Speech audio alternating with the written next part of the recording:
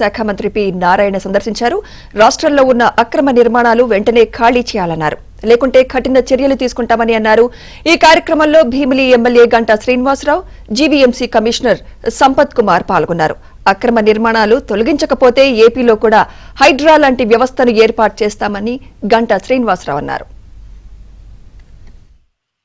రాష్ట్రంలో 123 మున్సిపాలిటీస్ ఉంటే ప్రతి దాంట్లో ఏదైతే ప్రభుత్వ స్థలం పార్కులు కావచ్చు ఏదైనా 100% ఎవరైనా వదిలేయాల్సిందే.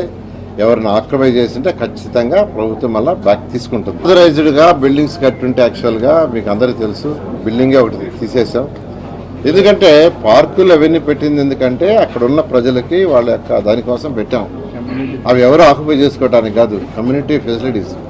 అందువల్ల ఎక్కడైనా, అందుకే మన నెల్లూరులో కూడా నేను చెప్పాను, ఎవరైనా ఆక్యుపై చేసుకొని ఉంటే మీరే వదిలేయండి, మేము వచ్చి కొట్టే లోపలని చెప్పాను. కాబట్టి రాష్ట్ర ప్రజలందరికీ మీ అందరు తల చెప్తున్నాను, ఎవరైనా ప్రభుత్వ స్థలాలు మున్సిపల్ ఏరియాలో కానీ ఆక్యుపై చేస్తుంటే మీరే వదిలేసుకోండి. పార్కు స్థలాలు కావచ్చు లేదా ఏ స్థలాలైనా ఇలాంటి ఖచ్చితంగా ప్రభుత్వం చర్యలు తీసుకుని వాటిని ఆక్యుపై చేసుకుంటారు. ఆంధ్రాలో కూడా హైడ్రా లాంటిది వస్తుంది, అది లేకపోతే ఆంధ్రాలో కూడా హైడ్రా లాంటిది పెట్టాల్సి వస్తుంది.